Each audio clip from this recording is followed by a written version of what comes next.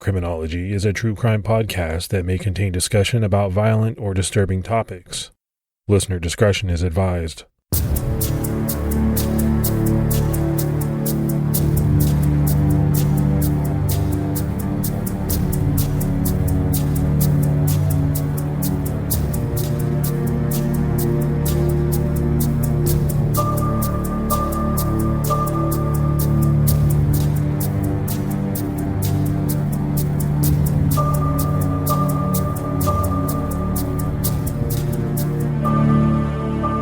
Hello, everyone, and welcome to episode 323 of the Criminology podcast. I'm Mike Ferguson.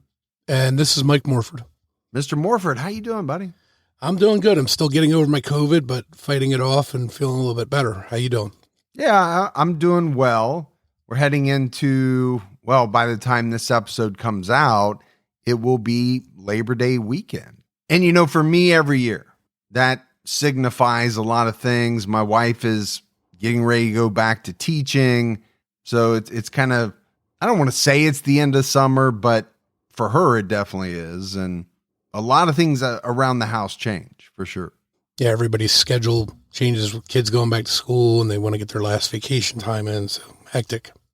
Let's go ahead and give our Patreon shout outs. We had Jimmy Nix and Bart and Stephanie Smith. So great new support. We really appreciate it. Yeah, thank you to everyone that takes the time to support the show. If you want to help, you can go to patreon.com/criminology to get started. All right, it's time to jump into this episode. And this week, we're covering one of those kinds of cases that is bound to make a lot of people angry. Angry because there were many chances to stop a killer and save lives. We're not talking about some unknown predator here who slipped through the cracks. We know who committed these crimes, and his actions hurt a lot of families. But we really don't know ultimately how many lives were lost or affected at the hands of this killer, or just how many victims he had. We're talking about serial rapist and murderer, Gary Allen Srery. It was almost 50 years ago that Gary Allen Srery's murders, at least the ones we know about, began. Friends Eva Dvorak and Patsy McQueen were both 14 years old on the day before Valentine's Day, 1976. They were both students at Ian Bazalgette Junior High in Dover, a neighborhood in the southeast part of Calgary, Alberta, Canada. Patsy was in 9th grade, 1 year ahead of Eva. The 13th was a Friday, and apparently they decided to start the weekend together a little bit early. According to a 2016 CBC article, the girls were caught drinking on campus around noon that day and were sent home due to the seriousness of this behavior. We have to mention, though, that a Calgary Herald article from February 16th states that the school's principal, R.B. Target, didn't know whether or not they were in classes that day. This may mean that they were ditching classes but still on campus somewhere. Could also be referring to not being at school at all. Being on campus would fit in with the report of them being sent home for drinking, but other sources note that they were asked to leave school on Thursday. So there's a bit of confusion about when the girls last attended class, but the reports of them drinking or smelling of alcohol on campus are consistent. No matter what scenario is correct, neither of the girls would make it home. And I think the first thing that jumps out at me here is two girls being caught drinking at school and then being, sent home, allowed to essentially walk home.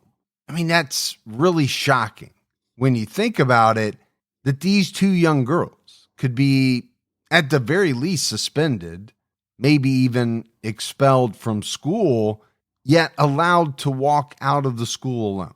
Now, it's not clear what the policies were then, but I think it's pretty safe to say, if this happened today, it's hard not to imagine parents being called into the school to be talked to and to pick up their kids.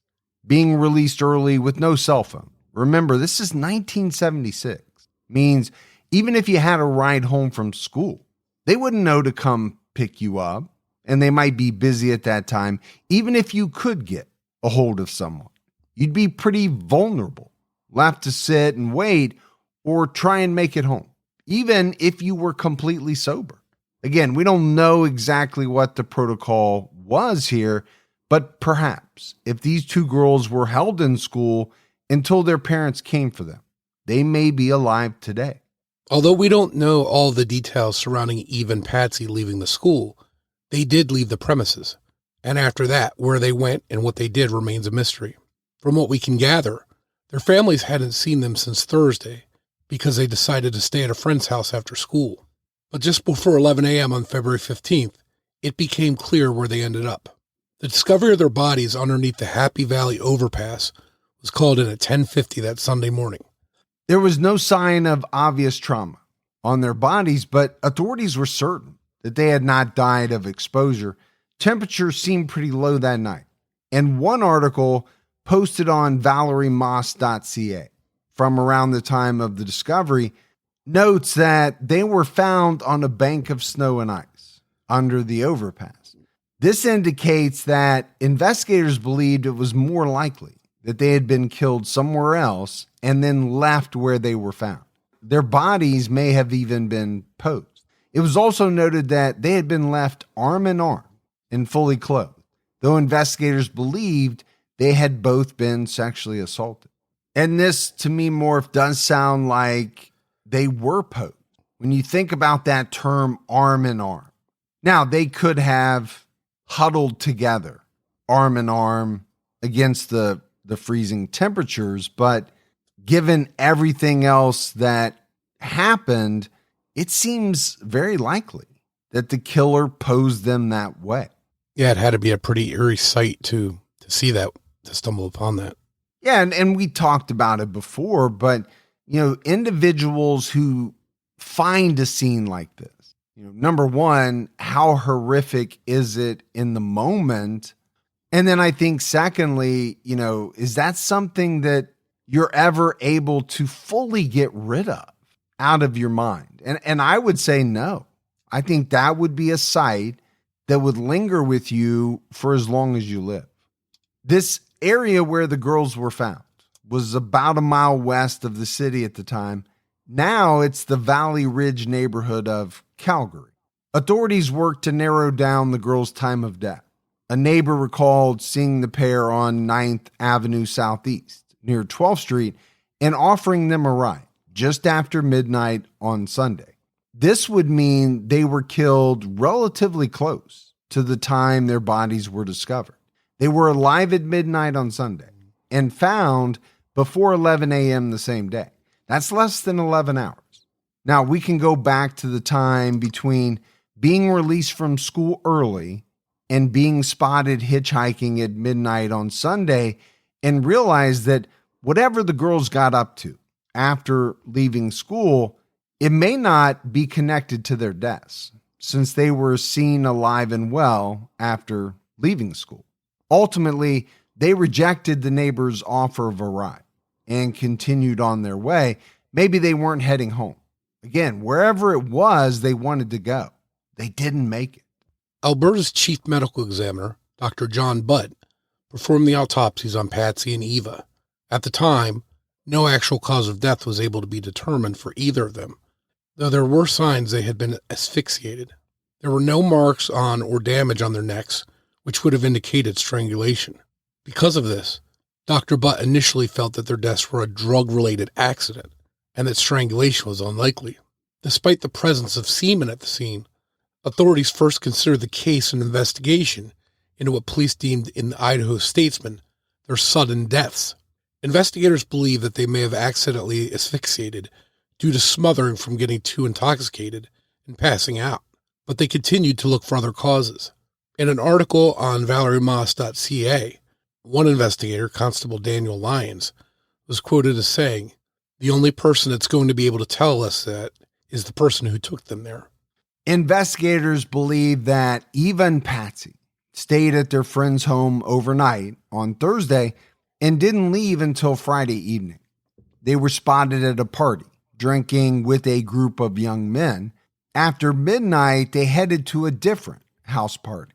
They slept there on Friday night, and on Saturday, they split a tab of LSD together and ended up heading back to where they had been partying on Friday evening. Things had apparently calmed down there, but they stayed for a while to play some cards. Investigators initially believed that something must have happened to the girls at the party on Saturday, and that everyone was just keeping quiet, hoping that no one would get in trouble for witnessing an overdose or a tragic accident or something along those lines. According to a March 30th, 1976 article on ValerieMoss.ca, the investigation would reveal that both girls willingly took LSD, marijuana, and alcohol one day before they died. The article notes that the only charges the RCMP were currently considering were those regarding disrespect for a human body. Staff Sergeant Harold Metcalf was clear that there's no death on record in the United States or Canada that shows the combination of these three drugs that will kill anybody. Constable Daniel Lyons admitted that lab results gave absolutely nothing to indicate what caused her death. At the time, it clearly seems that police and medical examiners were confused. They didn't know that they had a serial killer on their hands who liked to strangle his victims, and that Patsy and Eva were the first victims of this predator. And I don't think there's any doubt, Morf, that authorities here were confused. They had some information, right? These girls were caught drinking at school on Friday. They were partying on Saturday. They drank. They smoked marijuana. They even took some LSD. But they really had no information that was giving them their exact causes of death. And I think the one article was pretty telling when it talked about the only charges that were being considered were those regarding disrespect for a human body. You know, this really tells me that at the time, they weren't even sure these girls were killed. 20-year-old Melissa Rahorek moved from Windsor, Ontario to Calgary in the spring of 1976. That autumn, she was living at the YWCA and working as a chambermaid at a hotel. On September 15th, she planned to go out of town to Banff, about an hour and a half away, for her 2 days off. This is something that she did often. She didn't have her own car, so she regularly got around by hitchhiking. This time should have been no different, except this time she was picked up by a killer. According to a CBC.ca article, her family said Melissa was a positive person who trusted people. She was last seen by friends at the YWCA around 8:30 p.m. on the 15th. According to an article in the Windsor Star, a transit driver remembered dropping her off near McMahon Stadium on the Trans-Canada Highway. Her body was found in a ditch next to a gravel road about 12 miles west of the city limits. She had been strangled. There were signs of a struggle at the scene, leading investigators to believe that Melissa fought back against her attacker. Long black hairs were found in her hand. About 30 feet away from her body, authorities spotted a plastic shopping bag with her belongings inside. A toothbrush, makeup, and a wallet with $5.50 in it were inside. Semen was found on Melissa's fully clothed body, but there were no other signs of sexual assault. We now know that leaving semen on fully clothed bodies of his victims are big parts of one killer's signature, but investigators didn't know it at the time. They didn't immediately link Melissa's murder to the deaths of Eva and Patsy earlier that year. There were multiple serial killers active in the area at the time, as well as fatal domestic violence and a lot of drug overdoses. There were so many homicides along Canada's Highway 16 dating back to 1970, the year of the highway's completion, that in 2005, the RCMP created a task force called EPANA, finally figured out exactly how many killers they were even looking for. By 2006, they were also investigating murders along Highways 5, 24, and 97. Canada's highways in the 1970s were clearly a dangerous place for young women and girls. 19-year-old Barbara Jean McLean moved from Inverness, Nova Scotia to Calgary in October 1976. She was living with her brothers and quickly found a job working at the Scotch and Sirloin restaurant as a hat check girl before getting hired as a teller at the Palliser Square branch of the Royal Bank. She also found a boyfriend. According to a CBC.ca article, her brother Jim said she was full of life and smart as hell and just excited to be away from home for the first time. Despite Barbara being happy in her new situation, it seems that she was also homesick. According to her father, Dr. Jim McLean, Barbara wanted to visit home and had even purchased a ticket to Nova Scotia for a 2-week trip she planned to take in March. She also planned to move back home to attend college the next year. So it seems like Barbara's living and work arrangements in Calgary were only temporary.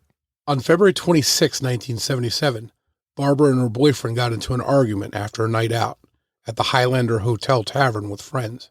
For some reason, her boyfriend got kicked out of the bar, and Barbara stayed and continued drinking while he waited outside in his car, cooling off, or maybe stewing. It was around 2:30 a.m. after closing when Barbara returned to the car and they continued fighting. She was at least buzzed, if not drunk. We don't know about the boyfriend, but it seems pretty likely that he was too. Whatever the fight was about is also unknown. But ultimately, she decided to leave without him and figured she would catch a ride to a house party with someone else. She got out of the car and headed down the street. Her boyfriend drove away. That's the last time Barbara was seen alive. And how many times, Morf, does this happen? Let's say on the weekends. People are going out. They're drinking. There's going to be spats, and people are going to get into it. In this scenario, I did think it was strange that Barbara's boyfriend got kicked out of the bar, yet she remained inside drinking until the bar closed. My thought is they must have gotten into it inside as well. Most people would leave when their good friend or significant other is forced out of the bar. But she didn't do that. And then obviously this fight continued once she got into the car to the point where she ultimately exited the vehicle and started walking. Now, we don't know what the fight was about. We don't know, how serious it was. But her boyfriend, drove away in the car. Something that I'm sure he later regretted. Yeah, and you have to think that he would have been someone the police would have been pretty interested in talking to once they knew that something happened to her. Yeah, being the boyfriend, he's going to be talked to, obviously. But then when this story came out, right, they were drinking, they got into a fight. Police are going to look at him maybe a little harder. Barbara's body was found around 8 a.m. the next morning by a man walking his dog down a gravel road near 80th Avenue and 6th Street Northeast. She was still fully clothed, but she had been strangled and her jacket was on inside out. There was blood on her left hand and her arm and neck were bruised. Strands of black hair were found at the scene. Investigators were immediately certain that whoever killed Barbara had also killed Melissa, even though there was no way to prove it at the time. Remember, this was before DNA, but police were pretty confident that their killers were one and the same. Many years later, they would be proven correct. Barbara's brother, Bobby, was saddened and dumbfounded by her murder. He told the Windsor Star, "She didn't have any enemies. I just can't seem to put the pieces of the puzzle together." Trying to solve these cases was a large operation. According to the Globe and Mail, police sifted through more than 800 tips, 500 statements, and the investigation of 853 suspects, or persons of interest. Authorities collected hair samples from more than 600 men with black hair, but none matched the hair found at the scene of Melissa or Barbara's murder. Police were at an impasse. But that was a large operation. You'd have to say police were putting in the work. Just the 853 suspects or persons of interest alone, that's a lot of people. And obviously this black hair would have been a very important clue. It was found at both of the scenes, collecting samples from more than 600 men. Okay, how are you picking those 600 men? Obviously, they have black hair, but what else goes into it? And then to find out that none of them matched. So you're doing all of this work and there's really no payoff. That has to be very frustrating. Yeah, and back in the 70s, I'm wondering when they say none of the hairs matched, I wonder if that's microscopically or, did they do some kind of testing to verify that they were definitely not from the killer? Or, because a lot of that stuff from back in the 70s, especially with hairs, wasn't very reliable, the science behind hairs in cases like this. Yeah, my thought is they were probably looked at under a microscope, and then it goes back to what we heard for so many years in cases. Were they or were they not microscopically similar? And to that end, we know that there were a lot of people convicted on maybe not solely hair testimony, but it was a big part of it. And this microscopically similar wasn't all that it was cracked up to be. There was one promising suspect in Barbara's murder. 34-year-old Gary McIstocker took his own life in 1994 by hanging himself hours before he was supposed to be questioned about the murder of 14-year-old Tina McPhee, who disappeared in Edmonton on her way to school on June 14th, 1994. By the time of her murder, he already had a history as a convicted sex offender. In 1988, he violated parole for a 1982 sexual assault conviction with yet another sexual assault. Just 4 months before Tina's disappearance, he completed his original 11-year sentence. Investigators believe that he could have killed Barbara McLean. He was working for a moving company in Edmonton who often had their employees stay at the Highlander Motel, where Barbara was last seen. One article notes that he was a family acquaintance of Tina's. He was the stepdad of one of her friends. Tina's body was never found, but authorities believe she was murdered. One article notes that Tina was seen getting into a quarter-ton pickup about 2 blocks from Dan Knott Junior High. And this sticks out because a few sources mention a gray quarter-ton pickup truck in the area where Melissa Rehorick was last seen on September 15th, 1976. Now, it's not clear if this is some sort of translation or transcription error, or if there was a quarter-ton truck in both cases. Gary McIstocker's actions in 1988 while on parole are particularly interesting as well. On May 28, 1988, he crashed his car into the car of a 48-year-old woman who was driving alone. He jumped out of his car to check on her and asked if she was okay before he told her to get out of the car. He began to punch her in the face and head, grabbed her hair, and tried to force her into his car. She fought back, and he ripped her shirt open and started to shout obscene demands before stealing her purse and yelling at her to forget this ever happened.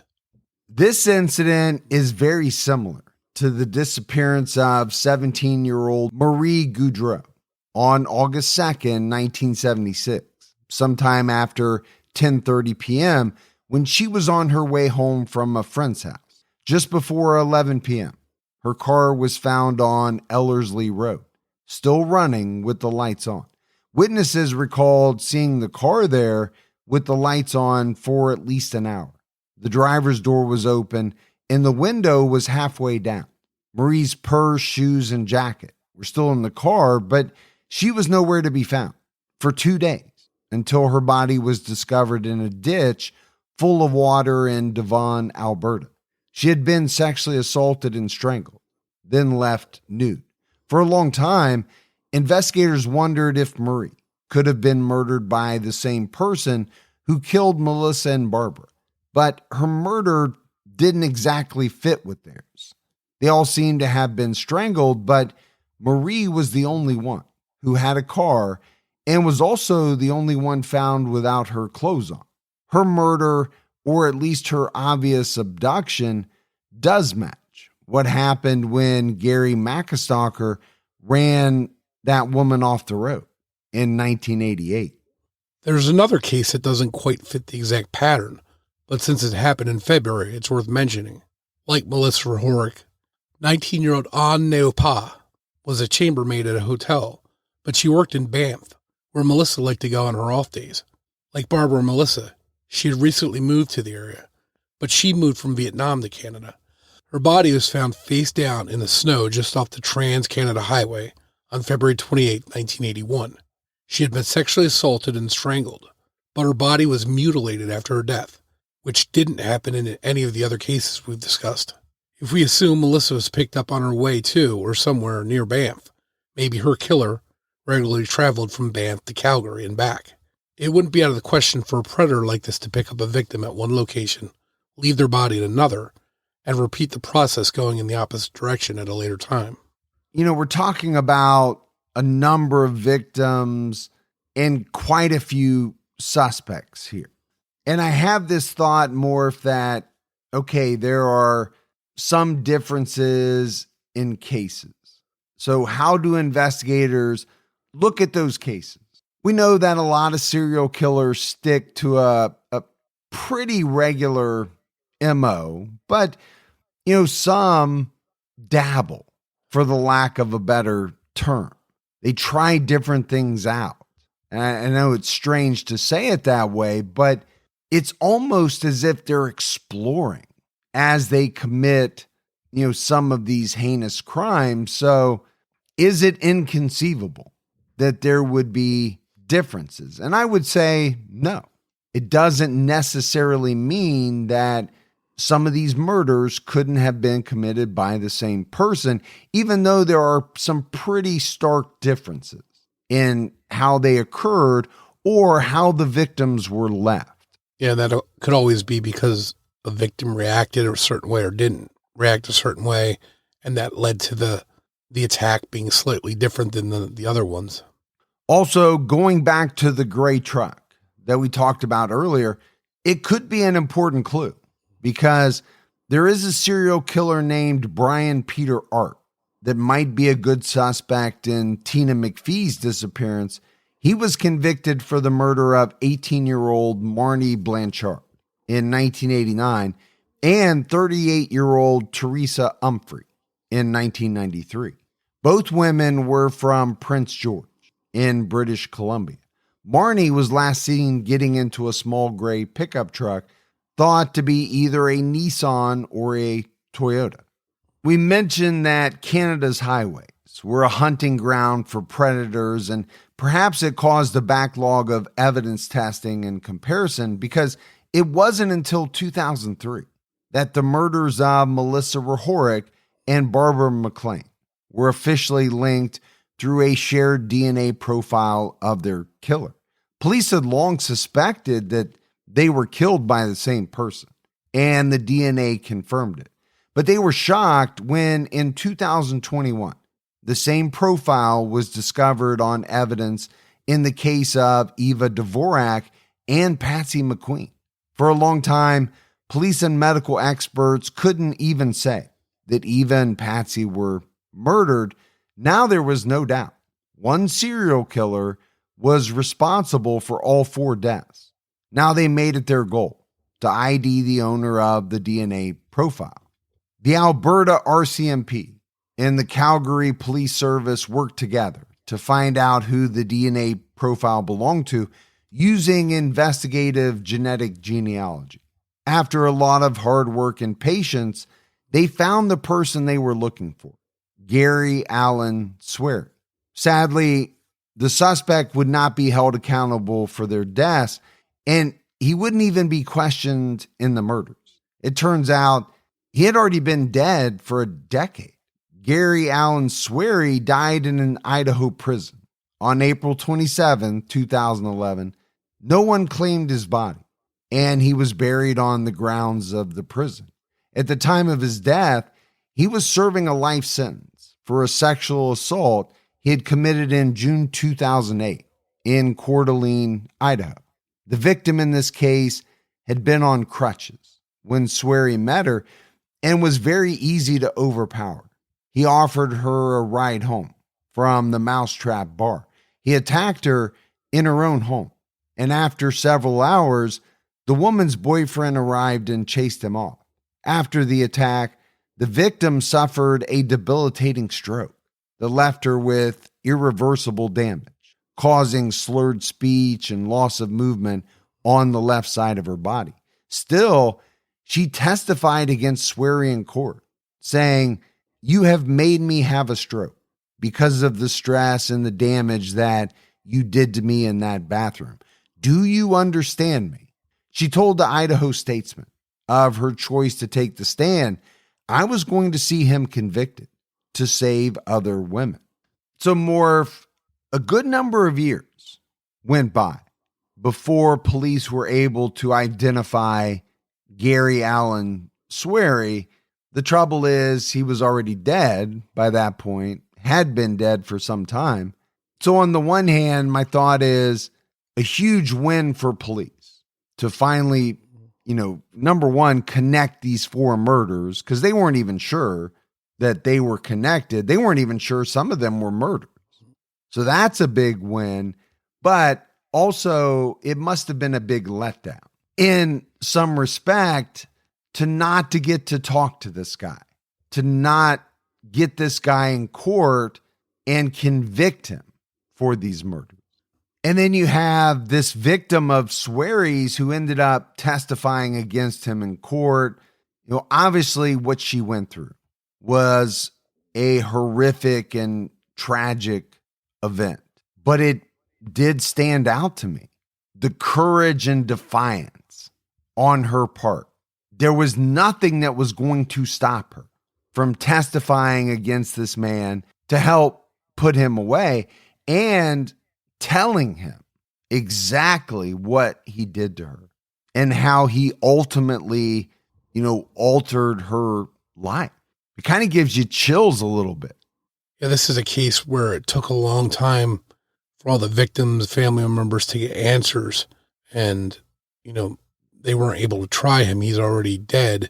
So he escaped justice in that respect. But I think just having those answers was probably very important for those family members. Yeah, I think it was. It definitely would have been.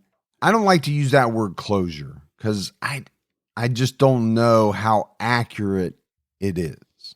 But to lose a loved one and to go decades without any answers has to be very, very difficult. So when those answers come, even when that person is dead and they can't be convicted, there has to be something to that for the family. The life sentence for Gary Allen Srery was handed down in 2009 when Srery was 67. He would have been eligible for parole after 8 years, but his death came after less than 2 full years in prison, making it a true life sentence after all. Now, without being able to question him, investigators in the Canadian cases are left to try and rule in or out other unsolved cold cases that Srery may have committed. According to a statement released by the RCMP, Srery's criminality spanned decades, over multiple jurisdictions, under numerous aliases, and the Alberta RCMP believe there may be more victims. According to the Globe and Mail, by 1965, Srery had been charged with rape by force, oral copulation, sodomy, kidnapping, and assault to commit rape. He was in his early 20s the first time he was arrested.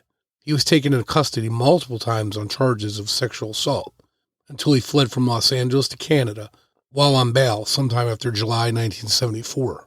So we're going to dive into what we know about Gary Allen Srery, but just look at some of what he was charged with early on over the years. Morf, and this is something that we have seen in too many cases. There's a real pattern on the part of some of these guys, racking up charges relating to sexual assaults time and time again. They're arrested, sometimes even convicted, but let out, in my opinion, pretty quickly to then just commit additional sexual assault.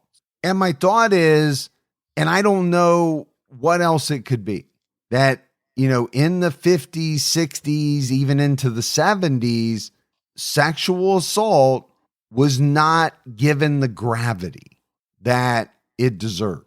The charge of sexual assault because the sentences that a lot of these guys got, they were light. Yeah, when you see a record as long as this guy's, you have to wonder what's he doing out of jail to commit these crimes. So what do we know about this predator, Gary Allen Srery? He was born in Oak Park, Illinois on July 26, 1942. He had 2 younger siblings. At some point in 1952, his family moved to California. Srery, still living in California, was married in 1960, just 5 years after getting married. Srery's criminal record began. In 1965, he was charged with rape by force, oral copulation, sodomy, and kidnapping in Los Angeles. He was charged with burglary in 1966, but the charges were dismissed. The same year, he was charged with kidnapping and assault to commit rape, as well as sexual perversion. He was placed into mental health treatment after the state of California labeled him a mentally disordered sex offender. Srery was again charged with rape in 1969, but this time he was acquitted. He was charged for a second time with kidnapping and rape in the same state. Yet 3 years later, he's out to get another identical charge. And again, it's almost as if a person's criminal record didn't follow them the same way that it does today. That coupled with the justice system just not putting the weight behind these types of sexual crime that we do today. There's just no way that this guy should have been back on the street after racking up the number of crimes that he committed. Yeah, if you're a family member of one of these girls that he murdered after all this other crap that he did, you have to be, I would think, angry and be asking, how was this guy out on the street? It just, every time we talk about this, it just doesn't make sense. And I think it goes back to what we said in the beginning, right? These are the types of cases that make people angry, because you can easily see how it was very possible that some, if not all of these murders could have been avoided had Gary Srery been imposed longer sentences or had been labeled a habitual offender, had that taken into account, and his sentences, got longer and longer. That just didn't happen. By 1969, Gary Allen Srery and his wife were divorced. We don't know a lot about their time together or their relationship, but apparently she had seen enough of the disgusting things her husband was capable of. They had one son during their time together. In 1972, Srery was charged with drug possession and spent his biggest chunk of time behind bars at San Quentin State Prison. He was paroled in 1972 and lived for a short time in Sonoma, California. So I just said he spent his biggest chunk of time behind bars, but how long was it? Less than a year. He's paroled in the same year in which he was convicted. But is it also worth noting that his biggest chunk of time behind bars up to that point was not for sexual assault, was not for kidnapping. It was for drug possession. I think that tells you a lot. In 1973, he was charged with kidnapping and sodomy in Florence, Oregon. Once again, though, he was not convicted.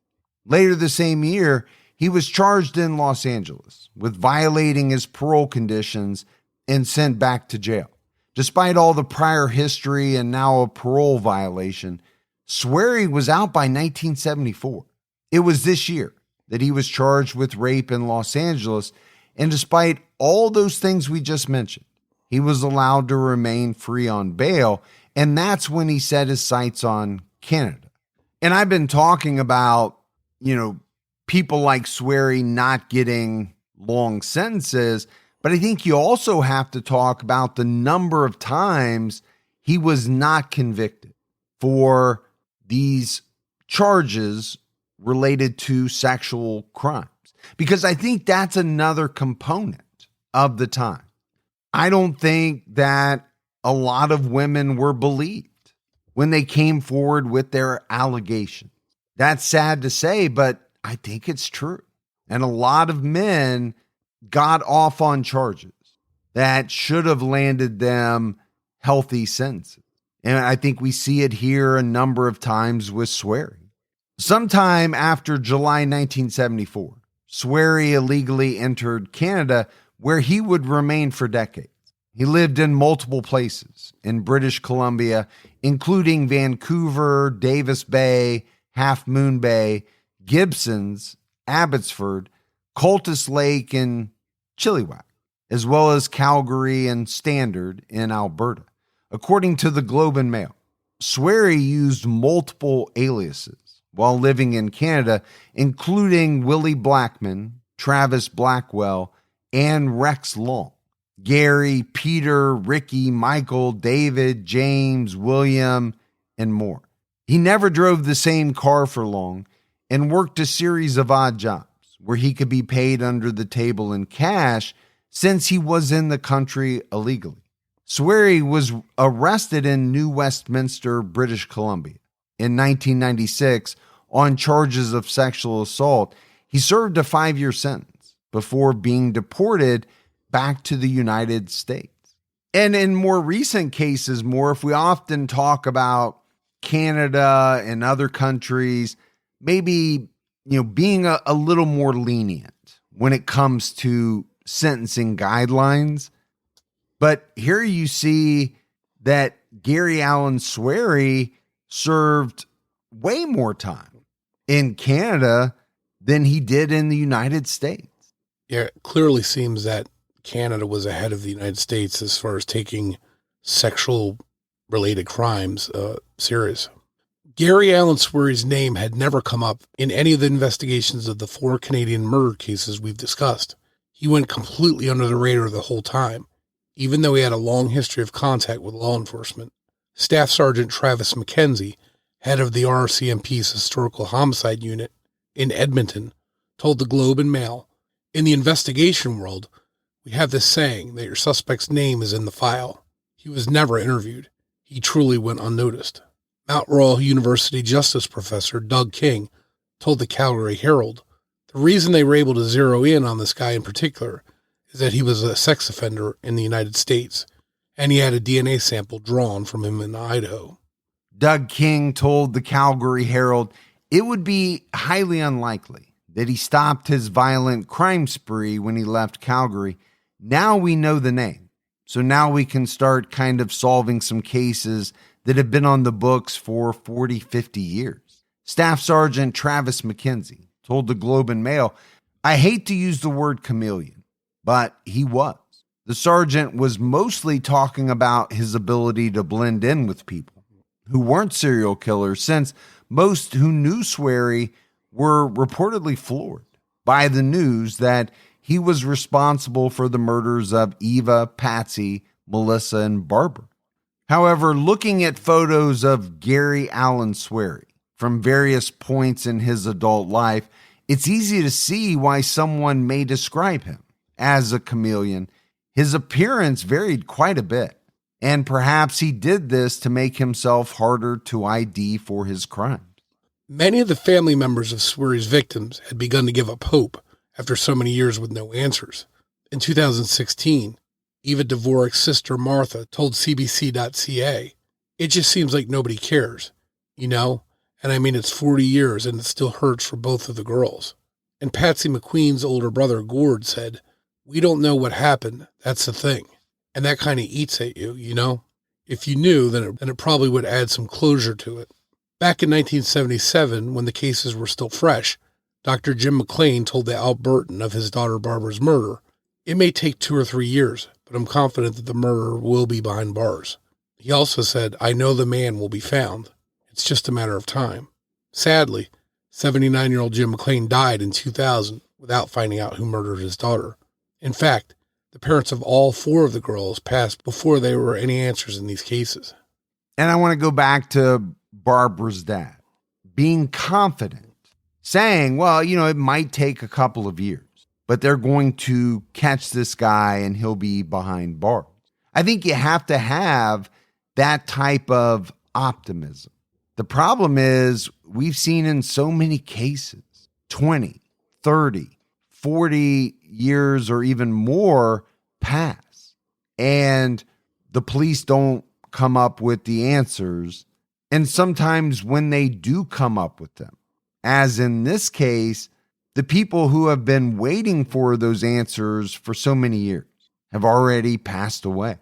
Superintendent David Hall of the Alberta RCMP told CNN, identifying the perpetrator does not bring Eva, Patsy, Melissa, or Barbara back.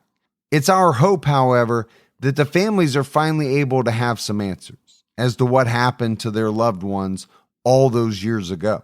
Staff Sergeant Travis McKenzie, head of the RCMP's Historical Homicide Unit in Edmonton, said to the Globe and Mail, I'll be honest, I would have loved nothing more than to be standing before you telling you that we just put handcuffs on this guy and now he gets to face Canadian courts. But unfortunately, that's not the way this one ends. Martha Dvorak, Eva's sister, who was just 16 when her younger sister was murdered, told CBC.ca, I'm glad he's dead. He can't hurt anybody else or kill anybody else. And who knows who else is out there that he's done this to, other families. What's frightening is that Canadian authorities believe that Gary Allen Srery may have other victims in Canada.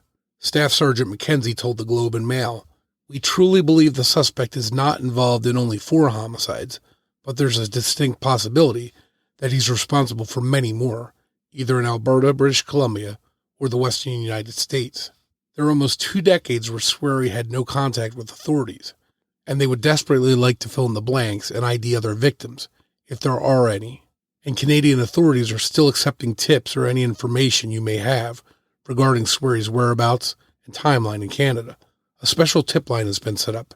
You can email the Alberta RCMP Historical Homicide Unit at k-idology@rcmp.grc.gc.ca or call 780-509-3306. So, Morf, as we wrap this one up, no doubt that Gary Allen Srery was a very, very bad guy. When you talk about, these 4 murders that he is known to have committed. Okay, that's on top of this very long criminal history that he had of sexual assaults and other types of sexually related crime. Now, go back to what Sergeant McKenzie said. It's hard not to think that this guy, Srery, murdered many more people. Think about the number of years this guy was active. Yeah, he spent some time in prison, but he was out for most of it. And I'm afraid that his number of victims is much, much higher than 4. I don't think this is a guy who just all of a sudden stopped. I just think, this is an individual who learned early on that even if he was caught, he wasn't going to face much in the way of consequences. And he did get away with these murders for a very long time. So the real number could be mind-boggling. Yeah, especially when you see wherever he went, he committed these crimes. Just going back, you can just sort of track and plot what he did. So to see how steady it was, it would be kind of foolish to just dismiss the possibility that he had a bunch of downtime where he didn't attack anyone. That seems highly unlikely. Yeah, and I truly believe that when you're talking about a serial killer, by and large, I don't think most of them just decide to stop. There's that compulsion, that aspect of it that I think drives a lot of them, that almost doesn't let them or precludes them from being able to stop. So I almost always think that the true number of victims is much higher than what they're willing to admit to or what the police have been able to link them to. But because his identification came, so many years later, and the fact that when it did, he'd already been dead for a decade, I just don't know how much more will come out. Now, obviously they have his DNA, and so it could be possible that as some other older cases are processed, if they have DNA, he could be linked to them as well, but you just never know. But that's it for our episode on Gary Allen Srery. Obviously, a horrible individual. But if you love the show and haven't done so yet, take a minute, go out, give us a 5-star rating. You can leave a review as well. Also, keep telling your friends. Word of mouth about the podcast really goes a long way. If you want to find us on social media, we're on X with the handle @CriminologyPod. You can also find us on Facebook by going to facebook.com/CriminologyPodcast, and you can join our Facebook discussion group, Criminology Podcast Discussion and Fans. So that's it for another episode of Criminology. But Morf and I will be back with all of you next Saturday night with a brand new episode. So until then, for Mike and Morf, we'll talk to you next week. Take care, everyone.